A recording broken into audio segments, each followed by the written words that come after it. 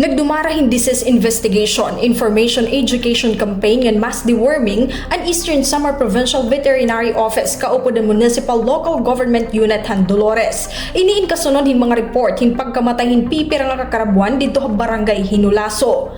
Base sa resultan eksaminasyon nga ginbuhat han Regional Animal Disease Diagnostic Laboratory Field Office 8 na kumpirma nga positibo ang mga karabaw ha fasciolaceae o ang lokal nga gintatawag nga hilas.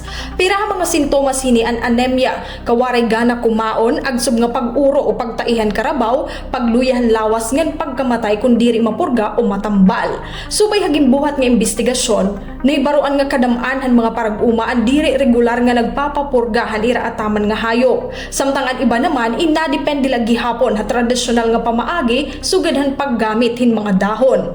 Gintagan hin doon han Provincial Veterinary Office nga diri dapat kahadlukan ang hilas. Lugod, kinahanglan tanggalon ang mentalidad han diri pagpapatambal. Kasumpay ini naghatag ang gobyerno hin libre nga pamurga ngan bitamina ngan mahugot nga ginduduso ang paggamit han artificial insemination base mapadamo ang produksyon han karabaw. Ngani habugos nga nasod ang Eastern Visayas ang nangunguna ha produksyon han karabaw sumalhiton Philippine Statistics Authority. Salit kaparte han prioridad han probinsya ang pagpaparig-on han food sufficiency pinaagi pagbulig ha mga livestock farmers.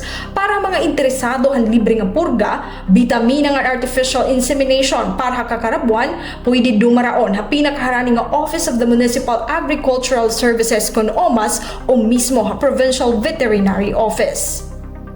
Tika nga Syudad Borongan, Heidi Upada, Eastern Samar News Service.